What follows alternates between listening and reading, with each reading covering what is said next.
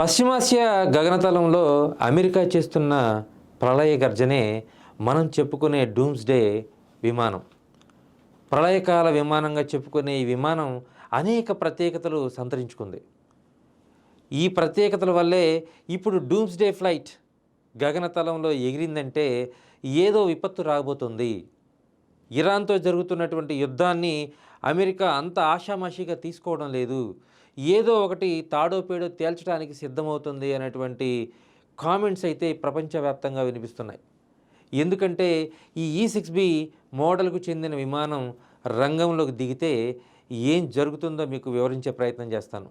ఇక్కడ మనకు కనిపిస్తున్న ఈ విమానమే E6B మోడల్కు చెందినటువంటి డూమ్స్డే ఫ్లైట్. ఎందుకు దీన్ని డూమ్స్డే ఫ్లైట్ అంటామంటే అమెరికా అణుయుద్ధంలో అత్యంత కీలకమైనటువంటి పాత్ర పోషించే ఫ్లైటే ఇది. ప్రత్యర్థి దేశం ఏదైనా సరే యుద్ధానికి దిగినప్పుడు, అది అణుయుద్ధానికి దారితీసినప్పుడు క్షేత్రస్థాయిలో ఉండే కమాండ్ సెంటర్లన్నీ కూడా మోగపోతాయి. ఎందుకంటే ఇరాన్ ఓ పక్కన అణుయుద్ధానికైనా దిగుతుంది అనేటువంటి ఒక బలమైన సంకేతాలు ఉన్నాయి ఇప్పుడు. ఎందుకంటే గడిచిన కొద్ది రోజులుగా ఓ పక్కన ఇజ్రాయిల్, మరో పక్కన అమెరికా ముప్పేట దాడి చేస్తున్న ఇరాన్ ఏమాత్రం తణుకోకుండా తాను చేయాల్సినటువంటి దాడి, తాను చేయాల్సినటువంటి యుద్ధం తాను చేస్తూనే ఉంది. సో ఇలాంటి పరిస్థితుల్లో తన అమ్ముల పొదిలో ఉన్నటువంటి E6B విమానం ఏదైతే ఉందో డూమ్స్డే ఫ్లైట్ని అమెరికా రంగంలో దించింది. ఇలాంటి ఫ్లైట్స్ అమెరికా దగ్గర 16 ఉన్నాయి. ఏంటి ఈ E6B విమానం ఏం చేయబోతుంది? ఏమన్నా అణ్వాయుధాలు మోసుకురాబోతుందా, లేదంటే బాంబుల వర్షం కురిపించబోతుందంటే అదేమీ ఈ ఫ్లైట్ చేయదు. ఈ ఫ్లైట్ చేసేటువంటి విన్యాసాలు ఏంటంటే ఇది ఒక ఆకాశంలో తిరిగే కమాండ్ కంట్రోల్ సిస్టమ్ లాంటిది. ఒక కమాండ్ కంట్రోల్ రూమ్లో ఎలాంటి వ్యవస్థ అయితే ఉంటుందో, ఎంత పటిష్టమైనటువంటి నెట్వర్క్ వ్యవస్థ ఉంటుందో, ఆకాశంలో 40,000 అడుగుల ఎత్తులో ప్రయాణిస్తున్నటువంటి ఈ డూమ్స్డే ఫ్లైట్లో కూడా అలాంటి సాంకేతికమైనటువంటి టెక్నాలజీ ఉంటుంది. ఇది నేరుగా అమెరికా ప్రెసిడెంట్ కమాండ్ కంట్రోల్ సిస్టానికి అనుసంధానం చేయబడి ఉంటుంది.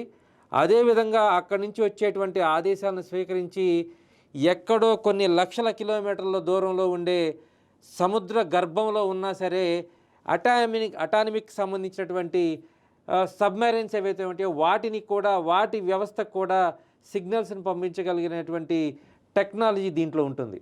అందుకే ఈ E6B విమానం రంగంలో దిగగానే ఏదో ప్రళయం ముంచుకురాబోతుంది అనేటువంటి ఆందోళన ప్రపంచవ్యాప్తంగా ఉన్న యుద్ధ రంగ నిపుణుల్లో మేల్కొంది. అంటే ఈ డూమ్స్డే ఫ్లైట్ రంగంలో దిగితే ఇరాన్ అణుయుద్ధానికి తెరలేపబోతుందా అనేటువంటి అనుమానాలు ఉన్నాయి.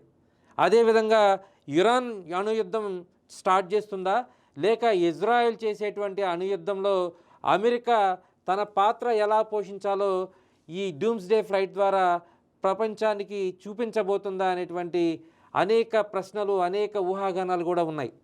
సో ఈ డూమ్స్డే ఫ్లైట్ ఏమేం చేయబోతుందంటే ఖచ్చితంగా ఇది ఒకసారి ఇంధనం కానీ నింపుకుందంటే 3 నుండి 4 రోజుల పాటు ఆకాశంలోనే విహరించగలదు. కొన్ని వేల మైళ్ళు నిరాటంకంగా ప్రయాణించగలదు. అంతేకాదు నేల మీద ఉన్న వ్యవస్థతోనే కాదు, సముద్ర గర్భంలో ఉన్నటువంటి వ్యవస్థతో కూడా ఇది కమ్యూనికేషన్ చేయగలదు. ఇంత పటిష్టమైనటువంటి నెట్వర్క్ కలిగినటువంటి ఈ డూమ్స్డే విమానం ఇప్పుడు రంగంలో దిగిన తర్వాత నిజంగా చెప్పాలంటే ఇరాన్ గుండెల్లో కాదు, ప్రపంచ దేశాల గుండెల్లో రైళ్లు పరిగెత్తుతున్నాయని చెప్పుకోవచ్చు. ఎందుకంటే E6B mercury strategy command control విమానం రంగంలో దిగిన తర్వాత కొన్ని అసాధారణమైనటువంటి పరిస్థితులు స్టార్ట్ అవుతాయని చెప్తున్నారు. ఎందుకంటే ఆ అసాధారణ పరిస్థితులు వచ్చినప్పుడే ఈ యుద్ధ విమానాన్ని రంగంలో దించుతారు. సో ఇలాంటి యుద్ధ విమానాలు 16 అమెరికా దగ్గర ఉన్నాయి. ఈ 16 విమానాలతో ఇరాన్ని కానీ ఒక్కసారి చుట్టుముడితే దానికి ఉన్న కమ్యూనికేషన్ వ్యవస్థని కూడా పూర్తిగా నియంత్రించేటువంటి పరిస్థితి ఉంటుందనేటువంటి విషయాన్ని నిపుణులు చెప్తున్నారు. దీంతోపాటు అనేక కీలకమైన పరిణామాలు చోటు చేసుకునేటువంటి పరిస్థితి కనిపిస్తుంది. ఎందుకంటే ఈ యుద్ధ విమానం రంగంలో దించిన తర్వాత ఇరాన్ చూస్తూ ఊరుకోదు. ఇప్పటికే ముప్పేట దాడి చేస్తున్నటువంటి 2 దేశాలని నియంత్రించేందుకు తన దగ్గర ఉన్నటువంటి డ్రోన్ టెక్నాలజీని వాడుతుంది ఇరాన్. అత్యంత చౌకైన డ్రోన్లను ఉపయోగించి ఇజ్రాయెల్ క్షిపణి వ్యవస్థను కూడా నిర్వీర్యం చేయాలని ఇరాన్ నిరంతరం పోరాటం చేస్తూనే ఉంటుంది. అదేవిధంగా అమెరికా దగ్గర కలిగిన అత్యాధునికమైనటువంటి షిప్ ఏదైతే ఉందో ఈ వార్షిప్ని కూడా టార్గెట్ చేస్తూ చిన్న చిన్న షిప్లను అంటే టార్గెట్ పెట్టుకొని ఆ అణుయుద్ధానికి సంబంధించినటువంటి అంటే ఏదైతే సముద్రంలో ఇప్పుడు ఉందో ఆ షిప్ని కూడా వార్షిప్ని కూడా డిస్ట్రాయ్ చేసేదానికి ఇరాన్ ప్రయత్నం చేస్తూనే ఉంది.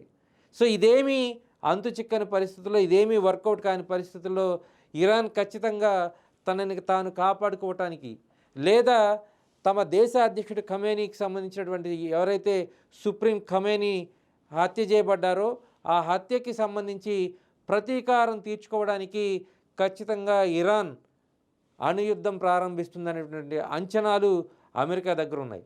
అందుకే నేల మీద ఎక్కడైనా సరే ఇరాన్ అణు బాంబులు కానీ వేస్తే దాన్ని తట్టుకోవటానికి దానికి తగినట్లుగా నేల మీద కమాండ్ కంట్రోల్ సిస్టమ్ మొత్తం కూడా కొలాప్స్ అయితే ఆకాశంలో నుంచి అయినా సరే ఈ కమాండ్ కంట్రోల్ సిస్టమ్ ద్వారా ఇరాన్ని మళ్ళీ తిప్పి పూర్తి స్థాయిలో దాడి చేయాలన్న సంకల్పంతో అమెరికా E-6B విమానాలను రంగంలో దించిందని రక్షణ రంగ నిపుణులు చెప్తున్నారు. సో ఇలాంటి పరిస్థితుల నేపథ్యంలో అమెరికా E-6B విమానాన్ని రంగంలో దించి డూమ్స్డే విమానం అని చెప్పుకునే ఈ విమానాలను రంగంలో దించి అణుయుద్ధానికి కానీ తెరలేపితే ప్రపంచవ్యాప్తంగా ఉన్నటువంటి అనేక దేశాలు సంక్షోభంలో పడతాయి.